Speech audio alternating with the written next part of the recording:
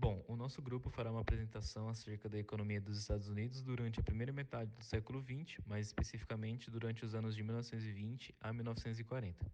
Para começar, é necessário relembrar o contexto da Primeira Guerra Mundial, que foi um grande fator a levar os Estados Unidos a se tornarem a principal potência econômica mundial, sobretudo pelo grande aumento da produção industrial norte-americana nos setores bélico, no setor de material de campanha e no setor de alimentos. E assim, o país era responsável por mais de 42% da produção industrial do mundo em 1920.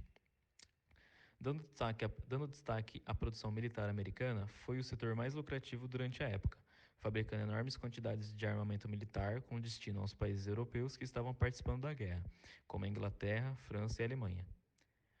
No próximo slide, vamos mostrar as principais armas produzidas pelos Estados Unidos na Primeira Guerra Mundial. À esquerda, a M1918, um fuzil automático do tipo Browning. À direita, uma pistola semiautomática denominada M1911. E por fim, abaixo, a Springfield M1903, um fuzil de alta precisão.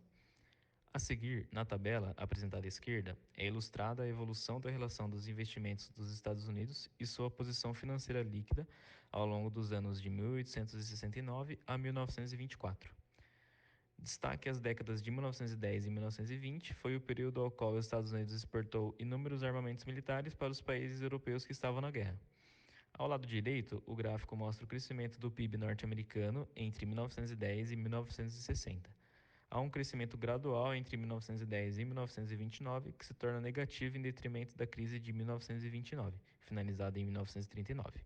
A partir de 1940, o crescimento retorna com maior intensidade. Um dos antecessores à crise de 1929 foi o The American Way of Life. Era considerado uma ideologia seguida pelos americanos logo após a Primeira Guerra Mundial. Uma forma de ver bem após os horrores vividos na guerra, onde, graças à produção em massa e à presença dos créditos bancários, os americanos puderam consumir inúmeros produtos considerados fúteis por todos. Assim, com as tecnologias adquiridas durante a guerra, foi possível se adquirir inúmeros artefatos tecnológicos na vida cotidiana dos americanos. A seguir, vamos contextualizar o momento ao qual se inicia o processo da Grande Depressão, que ocorrerá em 1929. Ao acabar a Primeira Guerra Mundial, houve nos Estados Unidos uma crise de superprodução de armas, evidenciada pela altíssima oferta desses produtos, em contraste com um subconsumo por parte dos países europeus, que, por sua vez, foram os principais compradores de armas dos Estados Unidos durante a guerra. Porém, nesse momento, estavam totalmente devastados e com políticas econômicas de reconstrução das cidades. Assim, as indústrias bélicas americanas estavam com os estoques cheios de armas, sem nenhum destino e, consequentemente, não gerando lucro nenhum. Podemos dizer que houve uma insuficiência de demanda que gerou uma escassez de faturamento para as empresas bélicas americanas. Logo, em pouco tempo, os proprietários dessas empresas começaram a tentar liquidar suas dívidas a partir de empréstimos bancários.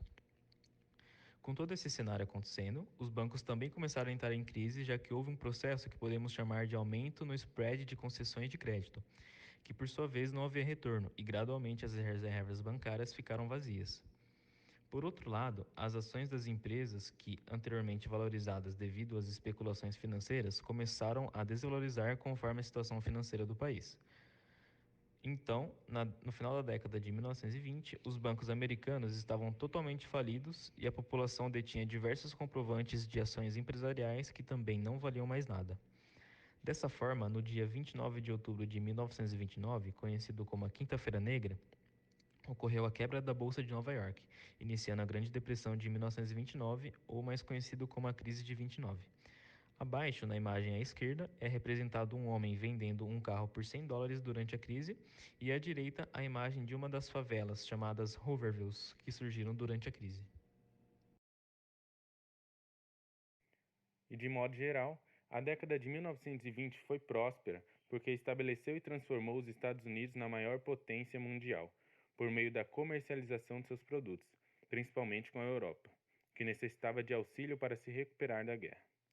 Porém, apesar desse sentimento positivo entre a população, que também realizava muitos empréstimos advindos da política extremamente liberal que era empregada, a demanda foi diminuindo, sem que os Estados Unidos parassem de produzir, ocasionando em estoques lotados. E ligado a isso, ainda havia o desenvolvimento tecnológico, que fez com que o desemprego crescesse de formas nunca antes vistas. O clima tenso aliado ao pessimismo fez com que muitas pessoas quisessem vender suas ações, que desvalorizaram e, consequentemente, levaram à falência diversos bancos e empresas. Essa cadeia estrutural de ligação com o mundo fez com que a crise se expandisse ao redor do globo, pois os países europeus e da América Latina não tinham mais de quem comprar e nem para quem vender.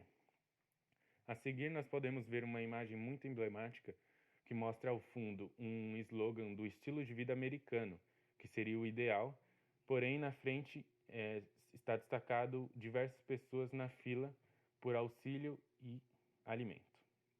O New Deal foi um plano com o objetivo de tirar os Estados Unidos da crise de 1929, proposto pelo presidente Roosevelt no ano de 1933.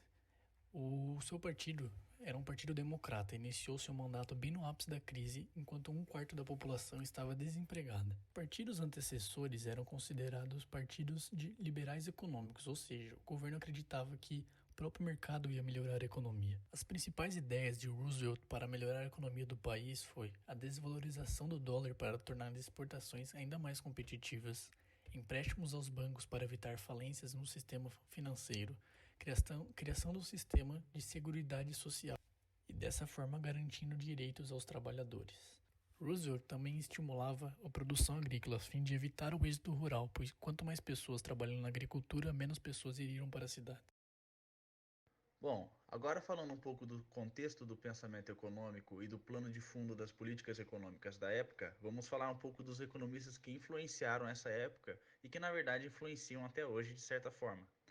Aqui vamos falar de Adam Smith, John Keynes, Michael Kalec e Friedrich Hayek. Começando aqui com Adam Smith, representando os economistas clássicos que influenciavam fortemente o mundo antes da crise de 1929. Com os Estados Unidos não era diferente.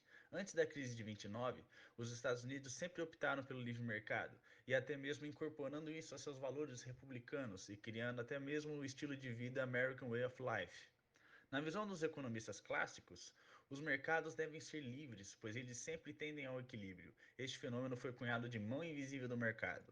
Partindo do pressuposto acima, o mercado de trabalho também segue esta lógica, e, portanto, todos os trabalhadores que buscam emprego sempre encontrarão, desde que fossem flexíveis em sua procura salarial.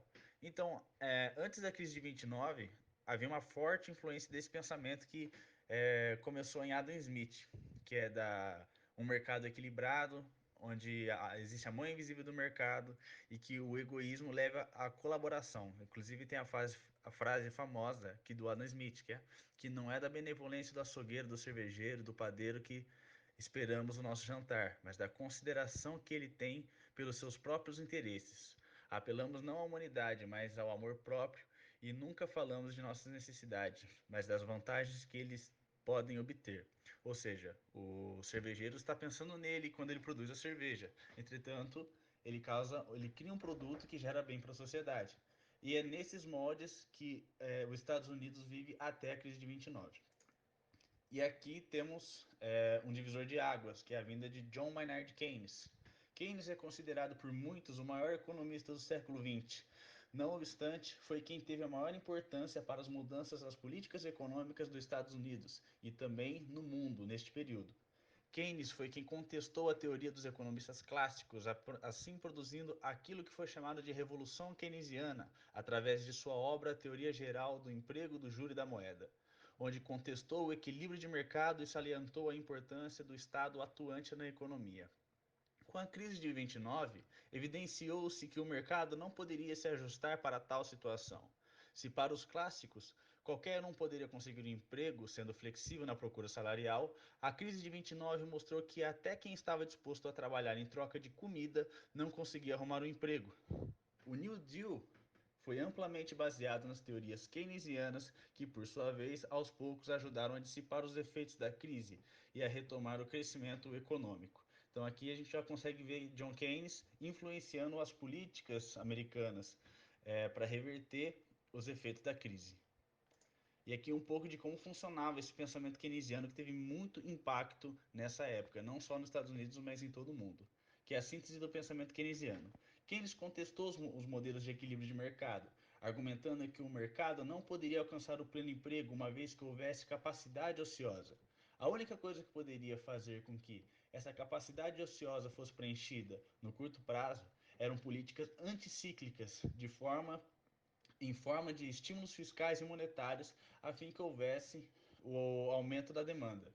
E isso é um ciclo que ele cria a partir do gasto estatal. Tem o fluxograma aqui para exemplificar melhor, que do gasto estatal vem a geração de emprego, da geração de emprego vem a geração de renda do trabalhador, assim o trabalhador pode consumir mais, que aí gera o aumento do consumo. Se as pessoas consomem mais, então há o aumento da oferta também, e o aumento da oferta gera mais empregos. Então, vira um ciclo de benesses, uma coisa influencia a outra. E esse fenômeno é conhecido como multiplicador keynesiano.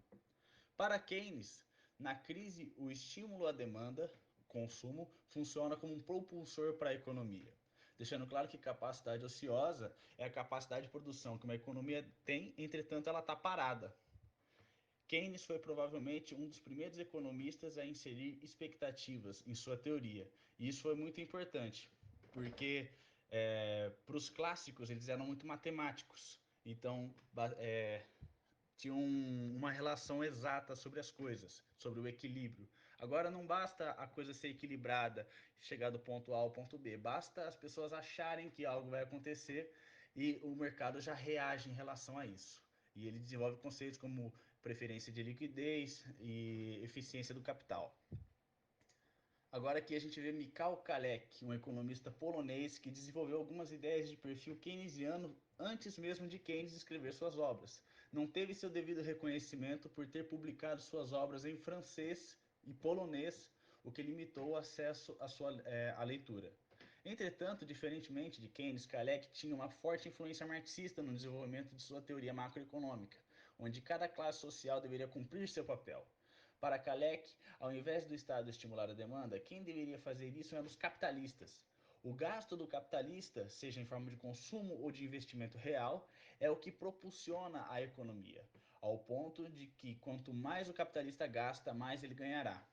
Ao contrário dos economistas clássicos, que viam o salário como um custo que deveria ser sempre o menor possível, Kalecki acreditava que quanto maior o salário dos trabalhadores, mais seria o lucro dos capitalistas, pois para Kalecki o trabalhador gasta o que ganha e o capitalista ganha o que gasta. E um ponto importante aqui, que novamente a demanda é tratada como um motor da economia. E esse é um momento que isso acontece bastante.